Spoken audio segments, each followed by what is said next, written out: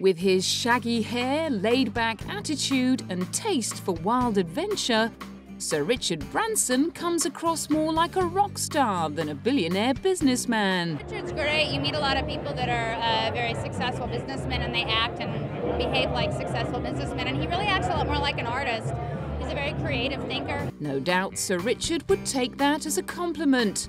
The man who started up Student magazine at the age of 17 has himself confessed that he initially wanted to be an editor or a journalist, and that he only became an entrepreneur in order to keep the magazine going. His early literary leanings seem even more surprising upon learning that he didn't do very well at school on account of his dyslexia. But then setbacks have only ever served as the wind beneath the wings of one of the world's most successful entrepreneurs, who was blessed with bundles of energy as a boy. Well, Richard was so crazy that I'm amazed he only broke one leg, you know. I mean, if you brought up a son like Richard, you would have just as much trouble. Oh. Anyhow, it was great fun. Never a dull moment, and he's kept it up ever since. He started up his first two ventures at the age of 15. Sadly, his attempts at growing Christmas trees and raising budgerigars failed to get off the ground.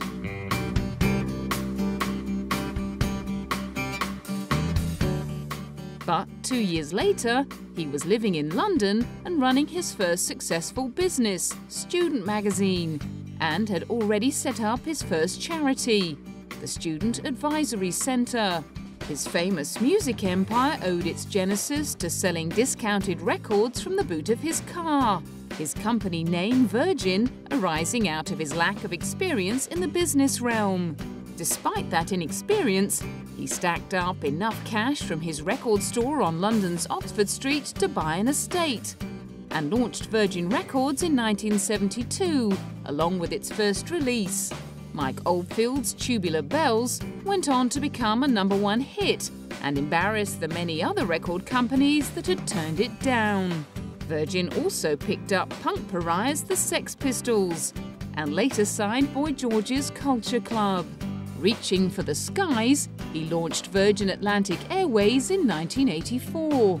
Using a leased second-hand Boeing 747, it operated its first scheduled service between London's Gatwick Airport and New York's Newark International Airport on June the 22nd. And the airline became profitable in its very first year. Over the next few years, more planes and more routes were added, much to the chagrin of rival airline British Airways. That rivalry tipped over into a full-scale feud when the abolition of London air traffic distribution rules allowed Virgin to start operating from Heathrow Airport in 1991. In 1993, Richard sued BA for using unfair tactics to try and put Virgin out of business. He won the case and was paid £500,000 in damages. In the year 2000, he sold 49% of Virgin Atlantic for £600 million to Singapore Airlines, just before the airline industry was hit by the devastating aftermath of the September 11 attacks on New York. Richard and his old enemies over at British Airways had to put their heads together to find a way out of the crisis. We spoke about security issues, and we also spoke about the state of the British aviation industry. And obviously on security issues we're working as one with the government, and on the state of the British airline industry, the government have said that they do not want to see the British aviation industry in any way damaged against the foreign carriers, American industry or European industry, and they will do everything they can to help. Holding his nerve, he kept on looking to the future. And in 2002, Virgin Atlantic was the first airline to jump on board the Airbus A340. Virgin Atlantic's taking on the biggest plane in the world, or the longest plane in the world, and buying 10 of them. By the following year, Virgin had upped its passenger intake to 3.8 million, and Richard was being asked for his advice on how to succeed in business. I think the heart in business must come first. You must have a passion for something. I mean, for instance, when I decided to start an airline 19 years ago, Virgin Atlantic, the heart said that there must be a better way of running an airline than all the airlines I flew on. The service was abysmal, and I thought I could create something really special. The head and the accountants were telling me I was off my head, and that I should see somebody to examine my head, because as somebody once said to me, the easiest way of becoming a millionaire is to start off as a billionaire and go into the airline business.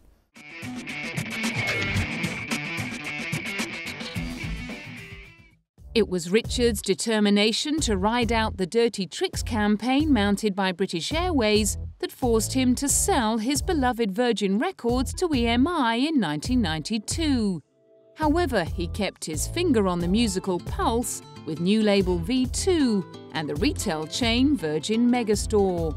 In 2005, he flew in the face of doubts about the future of the music industry by opening the world's 250th Virgin Megastore on the corner of Hollywood Boulevard and Highland Avenue, right in the heart of Tinseltown. I think a lot of people have felt that music stores are going to be a thing of the past, and we've got a great brand with Virgin. What we try to do is make sure that in 50 years' time we can keep reinventing ourselves, and that Virgin Megastores can still survive and thrive throughout the world. Part of that reinvention meant introducing new products to the Megastore shelves, like clothes, books and films. We still like to think we've got the best music selection of any store, but we've decided to have some of the hippest fashion, the best books, the best, the best players, the best films, etc., etc. So we've now broadened the range, and I think it's going to work well. Richard was betting heavily on his understanding of consumers, as well as his talent for covering all bases. The way to compete with downloading is either set up a downloading company yourself, which we have with Virgin Digital, or create an environment in a store which is actually worth going to. I mean, people do still like to get out of their flats and their houses and go and have an experience. And I think coming into a Virgin Megastore is an experience. In this instance, however, he backed a losing horse. In 2007, after buying Virgin Group out of the US Megastore chain, real estate company Vornado Realty Trust decided to shut down all of its American stores. Meanwhile, in the UK, a buyout resulted in a complete rebranding before the company finally closed down in 2009. But proving you can't stop the music, the Virgin Group still lends its name to the thriving two-day, two-venue music festival that started up in England back in 1996, with popular rock bands playing one venue on the first day, then swapping over on the second. Richard's son Sam has now become his dad's unofficial ambassador to the V Festival. Then, of course, there's Virgin Trains, Virgin Cola, Virgin Money, Virgin Vodka and Virgin Comics, as well as Virgin Mobile and the more recently launched Virgin Media, which brought together television, internet, mobile phone and fixed-line telephone services in the UK through its fibre-optic cable network. Although not without some fierce competition from B-Sky B owner Rupert Murdoch, who allegedly blocked Virgin Media's bid to gain a stake in ITV. Basically, Murdoch is a very good businessman. He's played a very good card, and he basically it's up to government to decide whether he can get away with it or not. Government's job is to regulate. Government's job is to stop too much dominance in the media ending up in one person's hand. And I think all of us in this room know that governments are scared stiff of Murdoch. Not so Virgin Media, who can currently lay claim to running the UK's second largest pay TV service, with 3.8 million subscribers.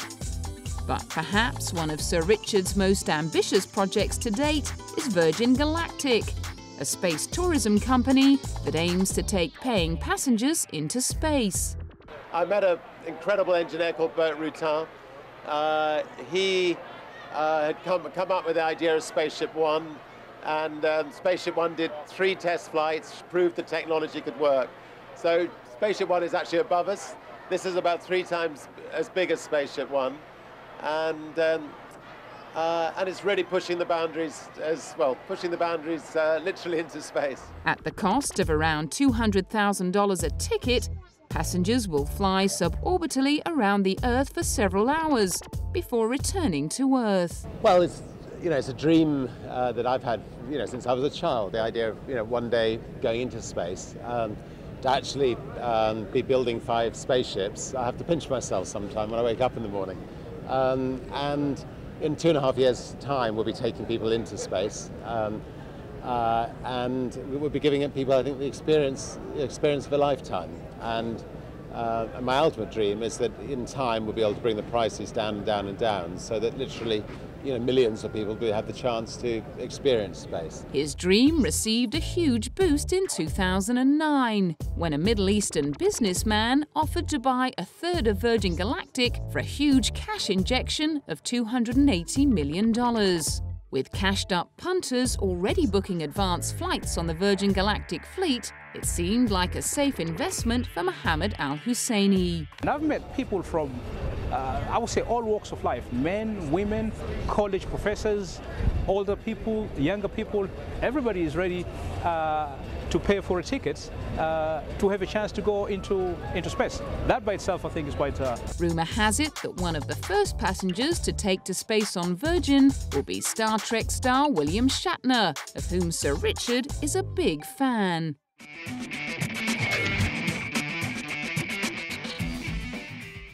Keeping his eyes firmly on the future has helped turn Richard Branson into the UK's 6th richest man, with a personal fortune estimated at around £4 billion, with assets that include a 74-acre island in, you guessed it, the Virgin Islands. Aside from Virgin Galactic, one of Richard's greatest passions is Virgin Fuels. Converted from global warming skeptic to eco-warrior after a breakfast meeting with Al Gore, he's now deeply committed to finding a revolutionary, cheap, eco-friendly means of fueling cars and aircraft. In February 2008, Virgin Atlantic made history by piloting the first ever passenger flight to run partly on biofuel. One of the plane's 4 engines was connected to a tank containing biofuel derived from barbassou nuts and coconuts. The other 3 used conventional fuel. We wanted to prove that a biofuel flight could take place, that a plane could fly at 30,000 feet on biofuel. People have always said that would be impossible. That has happened. And it's an historic day. And we believe that as a result of what's happened today, we can now start developing biofuel for the future that hopefully the whole of Virgin Atlantic can use, and other airlines too. Research was already well underway to find a more sustainable fuel for the aviation industry. Algae would be produced from sewage treatment plants, and in fact it will have a double whammy effect. We'll be able to take the nasty carbon that comes off sewage treatment plants, we'll be able to turn that into algae, and then use the algae as a fuel for our planes. Although he may have been a little slow on the uptake, Sir Richard has certainly been doing his bit and putting his money where his mouth is to reduce his carbon footprint. He has even put the research and development team over at Virgin Galactic under fuel emissions pressure. That sense of social responsibility helped the big-thinking billionaire come in at number 2 in a British poll of top role models, beating Jesus into 3rd place. His famous commitment to good causes has earned him close personal friendships with the likes of Nelson Mandela. And whenever he needs a little help launching a new charitable initiative, he can always call on a who's who of A-list celebs. Virgin Unite is Richard Branson's charitable arm of his company. And what they're doing tonight is called Rock the Cosmo. and it's to raise money for these indigenous people that live in the Atlas Mountains of Morocco, about an hour outside of Morocco. At the Rock the Casbah benefit in 2007, Richard's mother Eve took the credit for her famous son's generosity. Well, I think with Richard, he's crazy, as you know, I never allowed him to think about himself. I would, and when he was a little boy, if he looked shy, I said, "You shy? You're thinking of yourself. Don't dare think of yourself." So he was always made to think of outside people. Over the last few years, Sir Richard has made his mum proud by founding and funding the Elders, a group of leaders including Nelson Mandela, Desmond Tutu, Jimmy Carter and Kofi Annan, dedicated to solving difficult global conflicts. He's also set up a school in South Africa to promote the growth and education of budding entrepreneurs from financially disadvantaged backgrounds. Empires do not last forever, and maybe in 50 or 60 or 70 years' time, America will be coming hat in hand to South Africa once we've got all these entrepreneurs up there with their successful businesses. Back home in England, he serves as patron for a charity that raises money for much-needed air ambulances and has been known to offer up Virgin Atlantic services to fly medical staff and supplies to crippled war zones. In 2008, at a Virgin Unite benefit to raise funds for organisations who help over 1 million homeless teenagers in America, celebrities were queuing up to lend their support. Hey, I'll support Richard anytime for all the work that he's doing. Because what he does is incredible. And, you know, it's always great when you get to meet people in this industry or people who have lived fortunate lives who turn that around and actually look outside from themselves and try and give something in return. And especially the way he does it, where it really, you know, he causes change. And I would never not support him in that.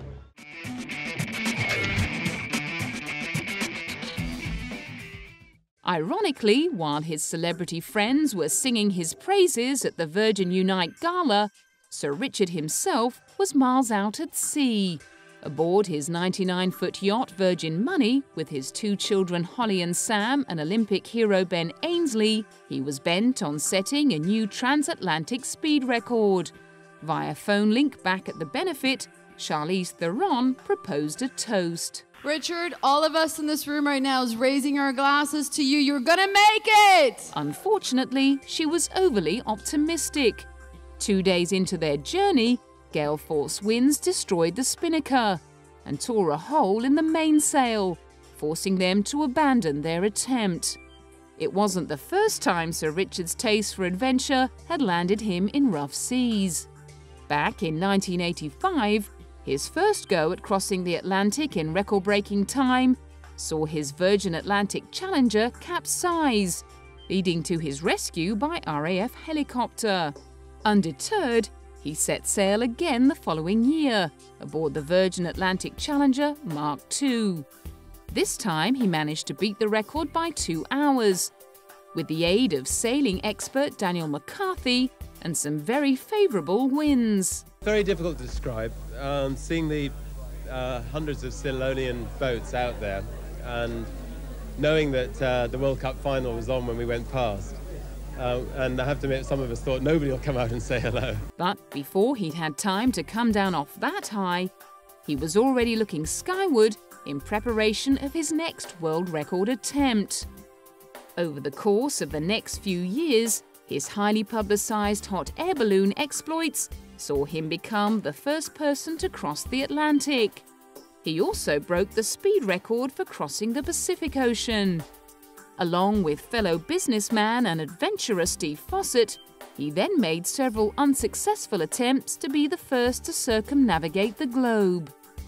When they were beaten to the punch by the Breitling Orbiter 3 in 1999, he switched his focus to the Global Flyer. It's a magnificent plane that's been built for the sole purpose of trying to fly around the world non-stop on a solo flight. It's a plane that's been built of very light composites. It will carry 5 to 6 times its weight in fuel.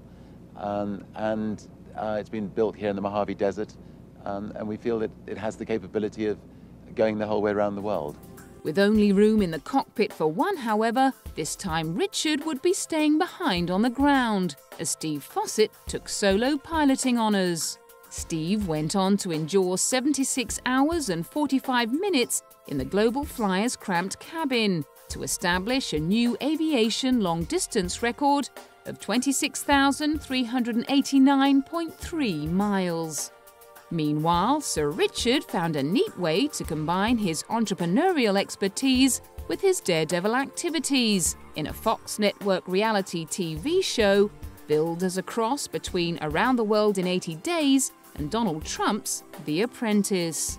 The rebel billionaire took 16 would-be entrepreneurs around the world and tossed them into challenging situations, like walking a plank between hot air balloons at 10,000 feet. Contestants not brave enough to take on the challenge were left behind on the tarmac, as the rest flew to the next location in the hope of winning a very special prize. I'm looking for somebody who would be capable of running a group of companies like Virgin. And obviously, we're involved in all sorts of different things, from trains to planes to automobiles to record companies to music stores to mobile phones. Almost you name it, Virgin's involved with it. So it's got to be somebody who is good with dealing with people, who can motivate a big team of people, and